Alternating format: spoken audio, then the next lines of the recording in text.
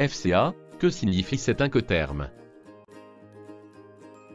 Dans cette règle, il existe deux possibilités.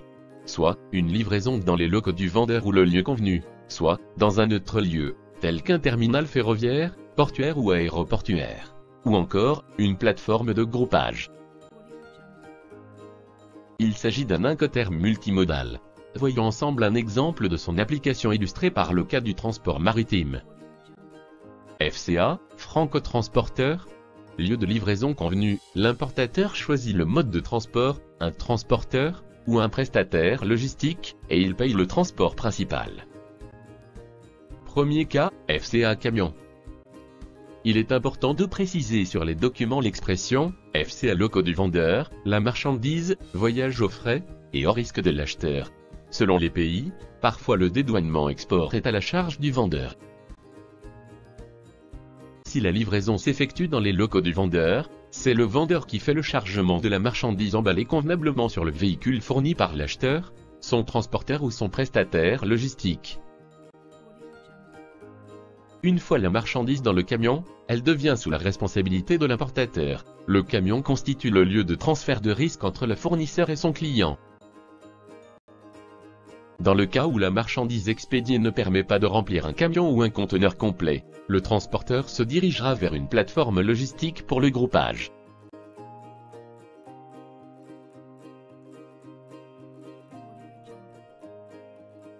Deuxième cas, FCA, lieu.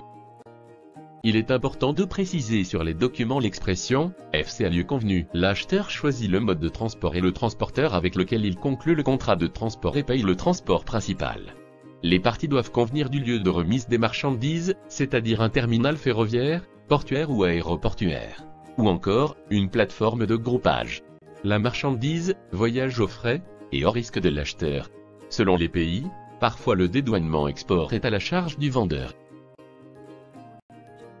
Dans ce cas, l'expéditeur doit charger la marchandise sur un transport qu'il fournira lui-même, jusqu'au lieu désigné par l'acheteur. Par contre, il n'est pas responsable du déchargement de celle-ci, une fois arrivé au lieu convenu. Le transfert des frais et des risques se fait au moment où le transporteur prend en charge la marchandise.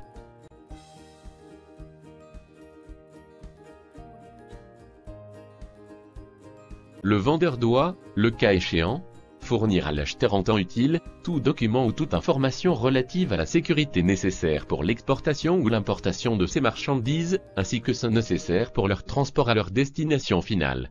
Les documents fournis, ainsi que l'assistance prêtée sont aux frais et risques de l'acheteur.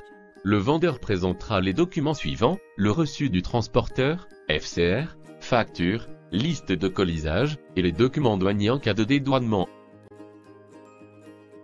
Récapitulons, FCA, Franco-transporteur, lieu de livraison convenu, obligation du vendeur, KCFA camion. Mettre la marchandise à disposition de l'acheteur au lieu de livraison convenu, charger sur le moyen de transport fourni par l'acheteur. Cas du FCA lieu convenu. Mettre la marchandise à la disposition de l'acheteur au lieu de livraison convenu, non déchargé du moyen de transport d'approche. Obligation de l'acheteur, prendre livraison de la marchandise. Désigner le transporteur. Enfin, conclure le contrat de transport. Selon les pays, le vendeur doit effectuer les formalités douanières, ainsi que celles relatives à la sûreté à l'export.